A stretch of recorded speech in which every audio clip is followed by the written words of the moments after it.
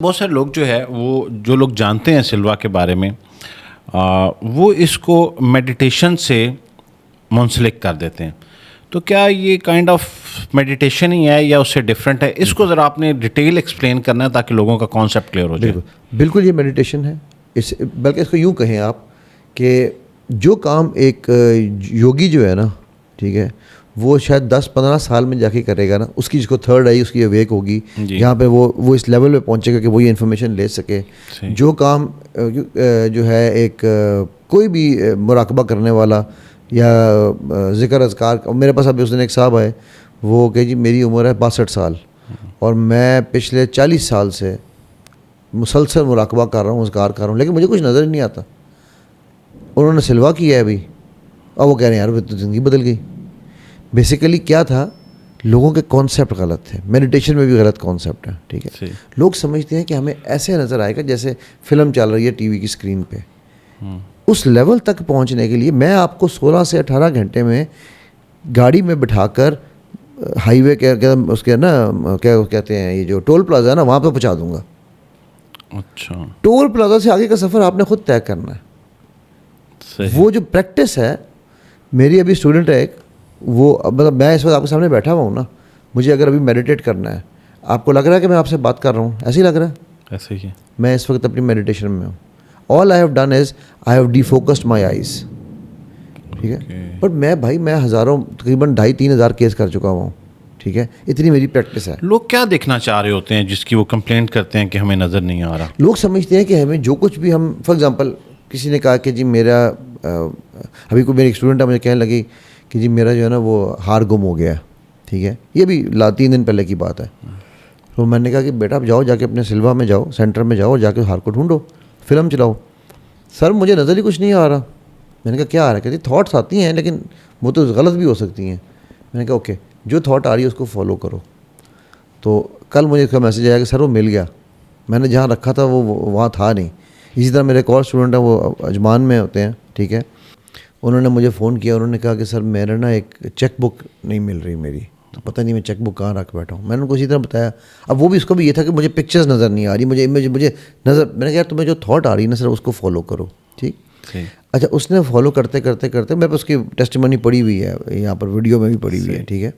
वो करते करते करते पहुँचा, कहता है ओए हो सर मुझे याद आया कि मैंने तो वो लास्ट टाइम जो देखी थी ना, वो मैंने पाकिस्तान में देखी थी और शायद गाड़ी के डैशबोर्ड में देखी थी। तो कहता मैंने अपने भाई को कहा जाके मेरी गाड़ी खड़ी है उसका डैशबोर्ड खोलो, तो उसमें देखो चेकबुक पड़ी है। भाई ने डैशबोर्ड खोला, चेकबुक सामने पड़ी थी।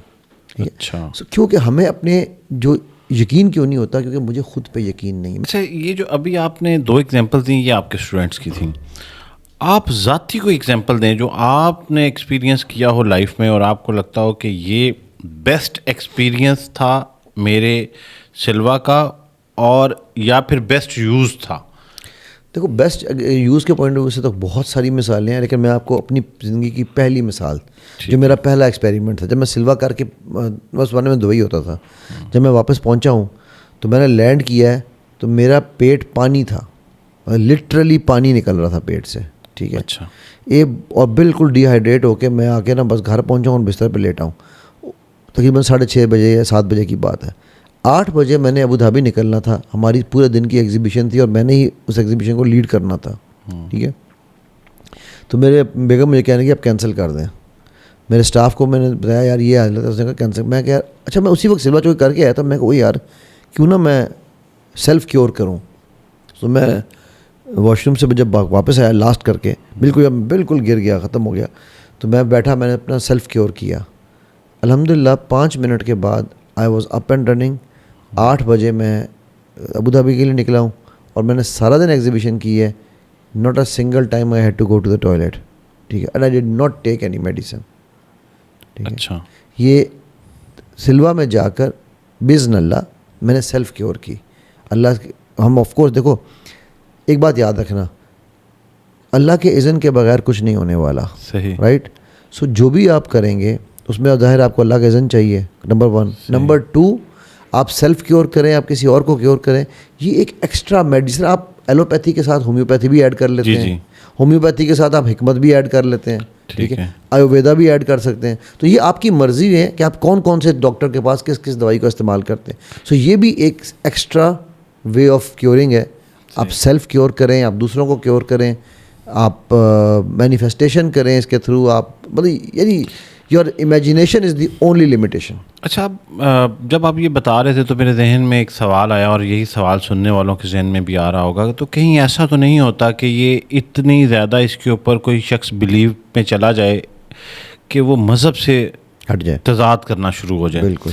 यानी कि कोई शख्स ये सोचे कि अगर मैं बीमार पड़ गया हूँ तो मैं सिलवा करूँगा और मैं ठीक हो जाऊँगा, मेरी कोई चीज़ खो गई है, मुझे कोई मकसद हासिल करना है, तो वो दुआ के कॉन्सेप्ट से हट के इस साइड पे जाना शुरू हो जाए। तो आपको नहीं लगता है कि आप लोगों को शिर्क की तरफ राग़िब कर रहे हैं? यासर बहुत अच्छा सवाल है। मेरे रब ने ना मुझे, मेरी 4 बैंकरप्सी हैं यासर। मेरी सबसे बड़ी $8 मिलियन की है, सबसे छोटी $500,000 की है, ठीक है।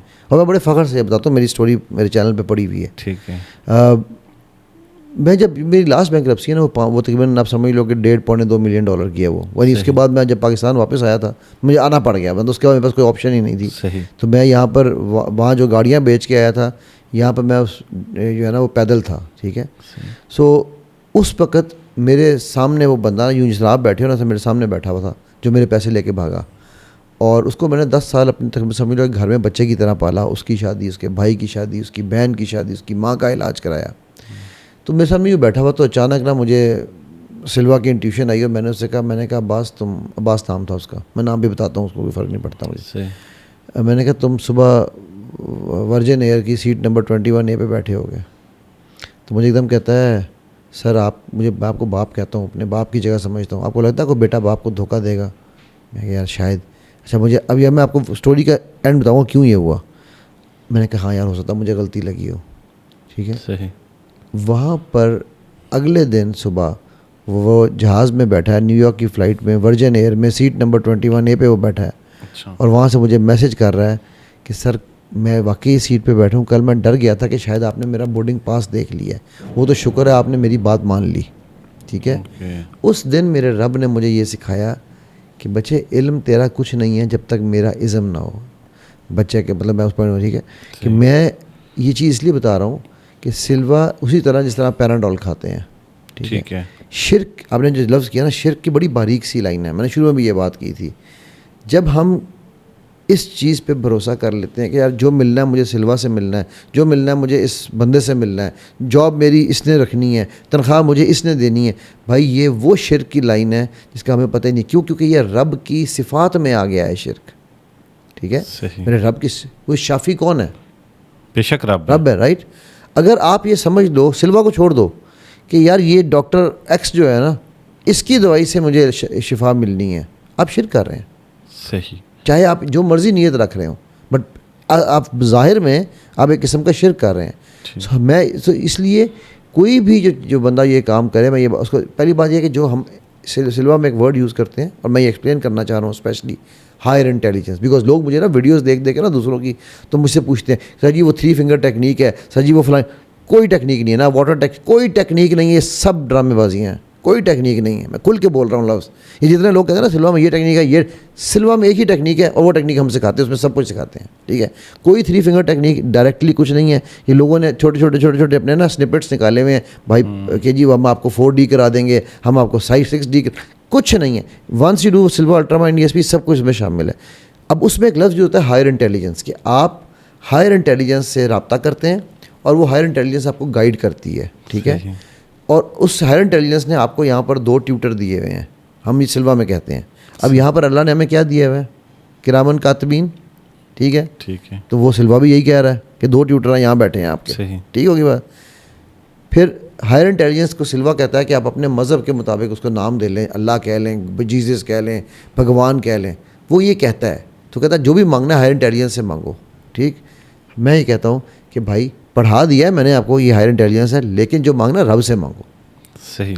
हमारे लिए अल्लाह से ऊपर ज़ाहिर है कुछ है ही नहीं, अल्लाह ही सब कुछ है।